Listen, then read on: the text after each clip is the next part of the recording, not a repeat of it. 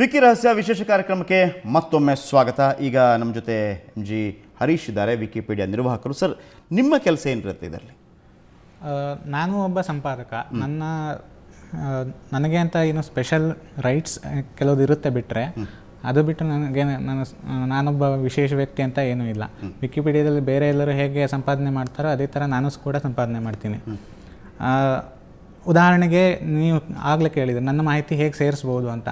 ಇದು ಎಲ್ಲರಿಗೂ ಮುಕ್ತವಾಗಿರುತ್ತೆ.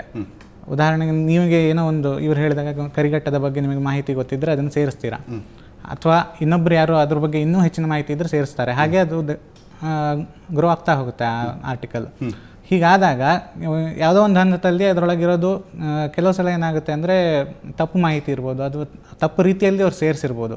ಯಾಕಂದರೆ ಈ ಕಾಶ್ಮೀರದ ವಿಚಾರವನ್ನು ಕರ್ನಾಟಕದ ಮಂಡ್ಯದಲ್ಲಿ ಕೂತವ ಯಾವುದೋ ಒಂದು ರೀತಿಯಲ್ಲಿ ಅವನು ಗೊತ್ತಿರೋ ರೀತಿಯಲ್ಲಿ ಅಪ್ಲೋಡ್ ಮಾಡಿರ್ತಾನೆ. ಬಟ್ ಆ ಕಾಶ್ಮೀರದಲ್ಲಿದ್ದವನಿಗೆ ಭಾಳ ಚೆನ್ನಾಗಿ ಗೊತ್ತಿರುತ್ತೆ ಅದ್ರ ಬಗ್ಗೆ. ಅದನ್ನು ಕಾಶ್ಮೀರದವ ನೋಡಿರ್ತಾನೆ, ಇದು ಹೀಗಲ್ಲ ಹೀಗೆ ಅಂತ ಅದನ್ನು ಮತ್ತೆ ಎಡಿಟ್ ಮಾಡ್ತಾನೆ ಅಂತ. ಖಂಡಿತವಾಗಿ. ಅಂದರೆ ಅದರೊಳಗಿರೋದು ಯಾವ್ದಾದ್ರು ಆಂಬಿಗಿಯಸ್ ಪಾಯಿಂಟ್ಸ್ ಇದ್ದರೆ ಅವಾಗ ಕೆಲವು ಸಲ ಜಗಳ ಆಗೋ ಚಾನ್ಸಸ್ಸು ಇರುತ್ತೆ. ಅವರೊಂದು ಎಡಿಟ್ ಮಾಡ್ತಾರೆ, ಇವರೊಂದು ಎಡಿಟ್ ಮಾಡ್ತಾರೆ, ಕೊನೆಗೆ ಯಾರ್ದು ಸರಿ ಇರಲ್ಲ. ಅಂಥ ಸಮಯದಲ್ಲಿ ಆ ಆರ್ಟಿಕಲ್ನ ಲಾಕ್ ಮಾಡೋದು, ಅಥವಾ ಯಾವ್ದಾದ್ರು ತಪ್ಪು ಮಾಹಿತಿಯನ್ನು ಅವ್ರು ಸೇರಿಸಿದ್ರೆ, ಅಥವಾ ಅದ್ರದ್ದು ಉದಾಹರಣೆಗೆ ಕಾಗುಣಿಂತಾನೆ ತಪ್ಪು ಬರೆದು ಏನೋ ಬರೆದು ಬಿಡ್ತಾರೆ, ಆವಾಗ ಅಂಥದ್ದನ್ನೆಲ್ಲ ಪೇಜ್ಗಳನ್ನು ಡಿಲೀಟ್ ಮಾಡೋದು, ಇಂಥ ಕೆಲವು ಹೆಚ್ಚಿನ ಸೌಲಭ್ಯ ಇರುತ್ತೆ. ಬಿಟ್ಟರೆ ನಾನು ಒಬ್ಬ ಸಾಮಾನ್ಯ ಸಂಪಾದಕಂತೆ, ನಾನು ಕೂಡ ಅದರೊಳಗೆ ಮಾಹಿತಿ ಸೇರಿಸ್ತೇನೆ ಅಥವಾ ಬದಲಾಯಿಸ್ತೇನೆ, ಇದೇ ರೀತಿ. ಓಕೆ, ಎರಡು ನಮೂನೆ ಸಂಪಾದನೆ ಇದೆ. ಒಂದು, ಇರೋ ಲೇಖನಗಳನ್ನು ಪರಿಷ್ಕರಣೆ ಮಾಡೋದು, ಹೊಸ ಅಧ್ಯಾಯ ಸೇರಿಸೋದು, ಹೊಸ್ತು ಅಥವಾ ತಪ್ಪಿದ್ದ ತಿದ್ದುವುದು, ಅದೆಲ್ಲ. ಅಥವಾ ಉದಾಹರಣೆಗೆ ಕರಿಘಟ್ಟದ್ದೇ ತಗೊಳ್ಳಿ, ನನ್ನ ಹತ್ರ ಫೋಟೋ ಇದೆ, ಇನ್ಯಾವನೋ ಲೇಖನ ಹಾಕಿದ್ದೆ, ನನ್ನ ಫೋಟೋ ಸೇರಿಸೋದು, ಇಂಥದ್ದೆಲ್ಲ ಮಾಡ್ಬೋದು. ಈಗ ನನಗೆ ಹೊಸದೇ ಒಂದು, ಈಗ ಮಂಗಳೂರು ಪಕ್ಕ ಒಂದು ನರಹರಿ ಬೆಟ್ಟ ಅಂತ ಇದೆ, ಅದ್ರ ಬಗ್ಗೆ ನಮ್ಮೂರು ನನಗೆ ಗೊತ್ತು, ಅದ್ರ ಬಗ್ಗೆ ಲೇಖನನೇ ಇಲ್ಲ. ಇಂಥ ಸಂದರ್ಭದಲ್ಲಿ ಏನು ಮಾಡ್ಬೋದು ಅಂದರೆ, ನಾನು ಮೊದಲನೇದಾಗಿ ವಿಕಿಪೀಡಿಯಾ ಸಂಪಾದಕ ಆಗಬೇಕು. ಅಲ್ಲಿ ಮೇಲ್ಗಡೆ ಬಲಗಡೆಯಲ್ಲಿ ಮೂಲೆಯಲ್ಲಿ ಇದೆ ಲಾಗಿನ್ ಅಂತ, ಪಕ್ಕದಲ್ಲಿ ಇನ್ನೊಂದಿದೆ ಹೆಸರು ನೋಂದಾಯಿಸ್ಕೊಳ್ಳಿ ಅಂತ, ಅಲ್ಲಿ ಕ್ಲಿಕ್ ಮಾಡಿ ನಾವು ನೋಂದಾಯಣೆ ಆಗಬೇಕು ಮೊದಲು. ಯಾಕಂದರೆ ಸಂಪಾದಕ ಆಗದ್ದೇ ನಿಮಗೆ ಹೊಸ ಲೇಖನ ಮಾಡಲಿಕ್ಕೆ ಆಗೋದಿಲ್ಲ. ಸೊ ನಾನು ಒಬ್ಬ ಲೇಖನ ಆದಮೇಲೆ ನನಗೆ ಯಾವುದು ಬೇಕು, ಉದಾಹರಣೆ ನರಹರಿ ಬೆಟ್ಟ ಅಂತ ನಾನು ಟೈಪ್ ಮಾಡ್ತೀನಿ. ಆಗ ವಿಕಿಪೀಡಿಯಾ ಹೇಳುತ್ತೆ ಈ ಲೇಖನ ಇಲ್ಲ, ಇಲ್ಲಿ ಕ್ಲಿಕ್ ಮಾಡಿ ಈ ಲೇಖನವನ್ನು ಪ್ರಾರಂಭಿಸಿ ಅಂತ ಹೇಳುತ್ತೆ. ಸೊ ನಾನು ಕ್ಲಿಕ್ ಮಾಡಿದ್ರೆ ಅಲ್ಲೇ ಒಂದು ಕಿಟಕಿ ಬರುತ್ತೆ, ವಿಂಡೋ, ಅದರಲ್ಲಿ ನಾನು ಲೇಖನ ಮಾಡಿ ಕೆಳಗಡೆ ಉಳಿಸಿ, ಪುಟವನ್ನು ಉಳಿಸಿ ಅಂದರೆ ಲೇಖನ ಆಗೋಯ್ತು. ಎಷ್ಟು ಸರಳವಾಗಿದೆ. ಫೈನ್. ಅದರ ನಂತರ ನರಹರಿ ಪರ್ವತದ ಬಗ್ಗೆ ಇನ್ನೂ ಹೆಚ್ಚಿನ ಮಾಹಿತಿ ಯಾರಾದ್ರೆ ಅದನ್ನು ಅಪ್ಡೇಟ್ ಮಾಡ್ತೀನಿ. ನಾನು ಹಾಗೆ ಮಾಡಿದ್ದೆ. ಒಂದು ಕಡೆ ಇದು ವಿಕಿಪೀಡಿಯಾ ಕಾರ್ಯಾಗಾರ ಮಾಡುವಾಗ ನರಹರಿ ಬೆಟ್ಟ ಅಂತ ಮಾಡಿದ್ರೆ, ಮಾರನಿಂದ ನೋಡಿದಾಗ ಅದು ತುಂಬ ದೊಡ್ಡದಾಗಿತ್ತು, ಇನ್ಯಾರು ಸೇರಿಸಿ. Okay, fine.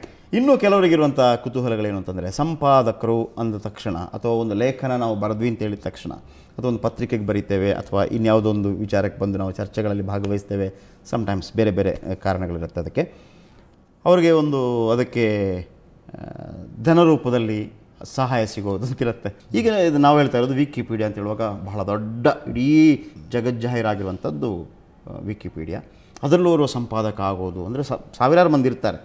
ಅವನಿಗೇನಾದರೂ ಅದರಿಂದ ಇನ್ಕಮ್ ಸಿಗತ್ತಾ? ನಿಮಗೆ ಇದು ಹೇಗೆ ಅಂದರೆ, ಸಮಾಜಕ್ಕೆ ವಾಪಸ್ ಕೊಡುವ ಒಂದು ತೃಪ್ತಿ. ನೀವೊಂದು ಲೇಖನ ಬರೆದ್ರೆ ನಿಮ್ಮಲ್ಲಿರುವ ಜ್ಞಾನ ಎಲ್ಲಿಂದ ಬಂತು? ನಿಮಗೆ ಇನ್ಯಾರೋ ಕೊಟ್ಟಿದ್ದು, ಪುಸ್ತಕಗಳನ್ನು ಓದಿ ಇಲ್ಲ ಇಂಟರ್ನೆಟ್ ಮೂಲಕ ಅಂತೂ ಜ್ಞಾನ ನಿಮಗೆ ಬಂದಿದೆ. ಈ ಜ್ಞಾನ ನಿಮಗೆ ಬಂದ ಕಾರಣ ನಿಮ್ಮ ಮುಂದಿನ ಪೀಳಿಗೆಗೆ ನೀವು, ಅಥವಾ ಅದು ಗೊತ್ತಿಲ್ಲದಿದ್ದವರಿಗೆ ನೀವು ಹಂಚಬೇಕು. ಜನರಿಂದ ಜನರಿಗಾಗಿ. ಸೊ ಈಗ ನೀವು ಆ ತೃಪ್ತಿ, ಅದೇ ನಿಮಗೆ ಸಂಭಾವನೆ. ಓಕೆ, ಈಗ ನೀವೊಂದು ಲೇಖನ ಬರಿತೀರಿ ಅಂತ ಹೇಳ್ತೀರಲ್ಲ, ಆ ಲೇಖನಕ್ಕೆ ಅವರದ್ದೇ ಆದ ಹೆಸರಿರುತ್ತಾ? ಈಗ ಸಾಧಾರಣವಾಗಿ ನಾವು ವಿಕಿಪೀಡಿಯಾದಲ್ಲಿ ಒಂದು ಮಾಹಿತಿಯನ್ನು ತಗೊಳ್ಳುವಾಗ ಕೇವಲ ಮಾಹಿತಿಗಳನ್ನು ಮಾತ್ರ ನೋಡ್ತೀವಿ, ಅಥವಾ ಒಂದು ಸಮಗ್ರವಾದಂಥ, ಈಗ ನೀವು ಹೇಳಿದ್ರಿ ನರಹರಿ ಪರ್ವತದ ಬಗ್ಗೆ ಅಂತ ಹೇಳಿದ್ವಿ, ಅಥವಾ ರಾಮನಗರದಲ್ಲಿ ಈ ಶೋಲೆ ಬೆಟ್ಟ ಇದೆಯಲ್ಲ, ರಾಮದೇವರ ಬೆಟ್ಟ. ಸೊ ಅದರ ಬಗ್ಗೆ ಇನ್ನೂ ವಿಸ್ತೃತವಾಗಿ ಒಬ್ಬೊಬ್ಬರು ಬರೀತಾರೆ ಅಂತ ಇಟ್ಕೊಳ್ಳಿ, ಅದು ಯಾರಿಗೂ ಮಾಹಿತಿ ಇರೋದಿಲ್ಲ. ಆದರೆ ಅಟ್ಲೀಸ್ಟ್ ಅವರು ಸಂಪಾದಕರಾಗಿ ಆ ಮಾಹಿತಿಯನ್ನು ಬರೆಯುವಾಗ ಅವರ ಹೆಸರಾದರೂ ಅದರಲ್ಲಿ ಪ್ರಕಟವಾಗುತ್ತಾ? ಹೇಗೆ ಆಗುತ್ತೆ ಅದು? ಹೇಗೆಂದರೆ, ನೀವು ಲೇಖನವನ್ನು ತೆರೆದಾಗ ಅದರ ಮೇಲ್ಗಡೆ ನೀವು ನೋಡಿ, ಅಲ್ಲಿ ಸಂಪಾದಿಸಿ ಅಂತ ಇರುತ್ತೆ, ಅದರ ಬಲಗಡೆ ಇತಿಹಾಸವನ್ನು ನೋಡಿ ಅಂತ ಇರುತ್ತೆ.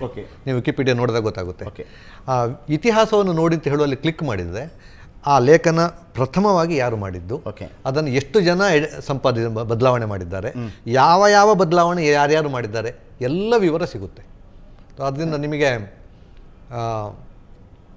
ಯಾರು, ಯಾವಾಗ, ಎಲ್ಲಿ ಲೇಖನ ಮಾಡಿದ್ದು ಪ್ರಥಮವಾಗಿ ಯಾರು ಮಾಡಿದ್ದು, ಬದಲಾವಣೆ ಯಾರ್ಯಾರು ಮಾಡಿದ್ದು, ಯಾವ ಬದಲಾವಣೆ ಮಾಡಿದ್ದು ಎಲ್ಲ ಮಾಹಿತಿ ಸಿಗುತ್ತೆ. ಓಕೆ ಹರೀಶ್, ಈಗ ಈ ರೀತಿ ಬದಲಾವಣೆಗಳು ಮಾಡುವಾಗ ನೀವು ಹೇಳ್ತೀರಿ ಸಮ್ಟೈಮ್ಸ್ ಅದು ರಾಂಗ್ ಇದ್ದರೆ ನಾವು ಬ್ಲಾಕ್ ಮಾಡ್ತೀವಿ ಅನ್ನುವಂಥದ್ದು ಅಂತೇಳಿ.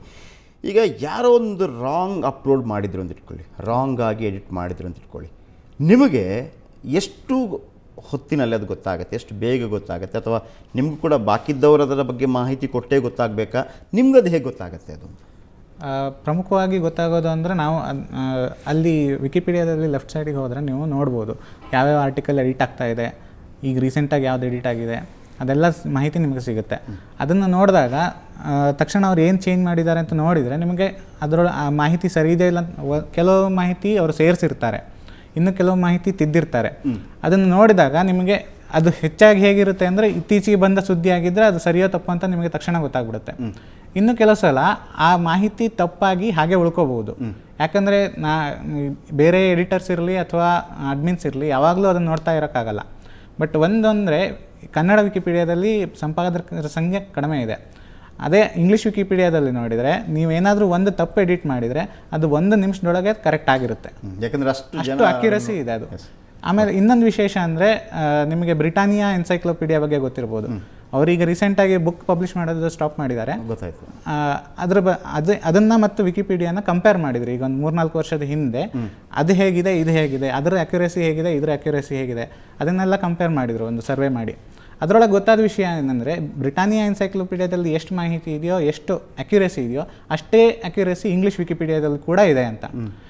ಆದರೆ ಅದೇ ಇದನ್ನು ನಾವು ಕನ್ನಡ ವಿಕಿಪೀಡಿಯಾಕ್ಕೆ ಹೇಳೋದು ಕಷ್ಟ ಆಗುತ್ತೆ. ಯಾಕೆಂದರೆ ಅಲ್ಲಿ ಸಂಪಾದಕರ ಸಂಖ್ಯೆ ಕಡಿಮೆ ಮತ್ತು ಅವರು ಬರೆದಿದ್ದನ್ನ ಇನ್ನೊಬ್ಬರು ತಿದ್ದೋ ಚಾನ್ಸ್ ಕಡಿಮೆ ಇದೆ. ಓಕೆ, ಅಂದರೆ ನೀವು ಒಂದು ಮಾಹಿತಿ ಸೇರಿಸಿದ್ರೆ ತಿದ್ದೋದಿಲ್ಲ ಅಂತಲ್ಲ, ಅದನ್ನು ನೋಡೋರು ಕಡಿಮೆ. ಈಗ ಉದಾಹರಣೆಗೆ ಇವರು ನರಹರಿ ಪರ್ವತ ಅಂತ ನನ್ನ ಹೆಸರೇ ಕೇಳದೆ ಇರ್ಬೋದು. ಸೊ ಅದರೊಳಗೆ ಅವ್ರು ತಪ್ಪು ಬರೆದ್ರೂ ಅದನ್ನು ತಿದ್ದ ಚಾನ್ಸಸ್ ಕಡಿಮೆ.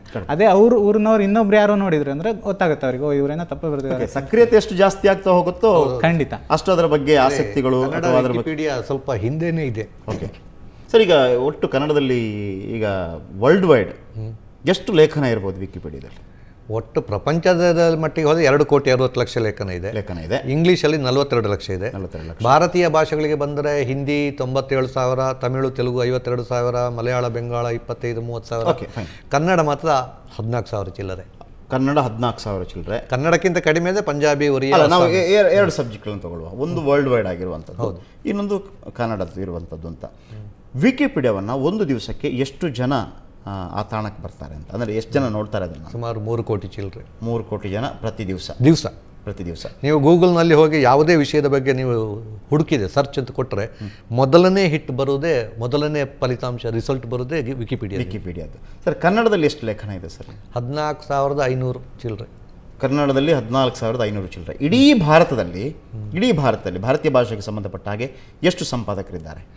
ಒಂದು 5,500 ಜನ ಇದೆ. ಇಡೀ ಕನ್ನಡಕ್ಕೆ ಹೋಲಿಸಿ ಕನ್ನಡದಲ್ಲಿ ಒಂದು 350 ಸಂಪಾದಕರು, ಒಂದು 6 ಜನ ಸಕ್ರಿಯ ಸಂಪಾದಕರು, ಅಂದರೆ 5ರಿಂದ ಹೆಚ್ಚು ಸಂಪಾದನೆ ಮಾಡೋದು ತಿಂಗಳಿಗೆ. ಓಕೆ.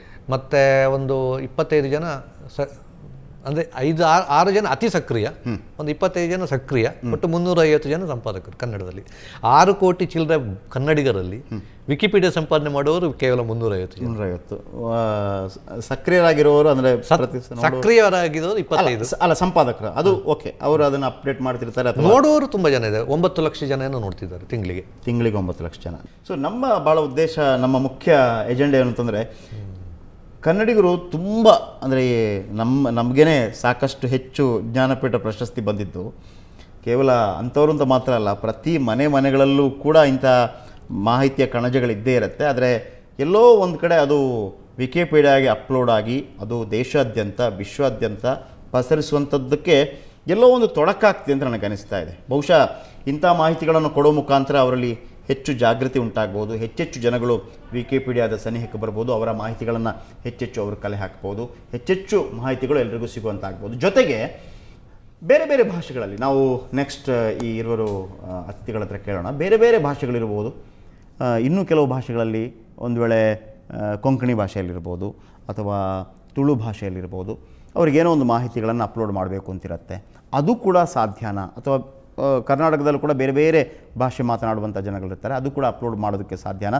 ಇವೆಲ್ಲದರ ಬಗ್ಗೆ ತಿಳ್ಕೊಳ್ಳೋಣ. ವಿಶೇಷವಾಗಿ ಕನ್ನಡ ವಿಕಿಪೀಡಿಯಾದ ಬಗ್ಗೆ ಅಂದರೆ ನಿಮಗಿರುವಂಥ ಮಾಹಿತಿಯನ್ನು ಹೆಚ್ಚೆಚ್ಚಾಗಿ ವಿಕಿಪೀಡಿಯಾದ ಮುಖಾಂತರ ಎಡಿಟ್ ಮಾಡಿ ಎಲ್ರಿಗೂ ಸಿಗುವ ಹಾಗೆ ಮಾಡೋದಕ್ಕೆ, ನಿಮ್ಮಲ್ಲಿರುವಂಥ ಒಳ್ಳೆಯ ಒಂದು ಜ್ಞಾನ ಸಂಪತ್ತನ್ನು ಎಲ್ರಿಗೂ ಸಿಗುವ ಹಾಗೆ ಮಾಡೋದಕ್ಕೆ ಏನೆಲ್ಲ ಮಾಡಬಹುದು ಅನ್ನೋದ್ರ ಬಗ್ಗೆ ಕೂಡ ಇರೋರು ಸಾಕಷ್ಟು ಮಾಹಿತಿಯನ್ನು ಕೊಡ್ತಾರೆ. ಅದಕ್ಕಿಂತ ಮೊದಲು ವಿ ಕೆ ರಹಸ್ಯದಲ್ಲಿ ಒಂದು ಪುಟ್ಟ ಬ್ರೇಕ್.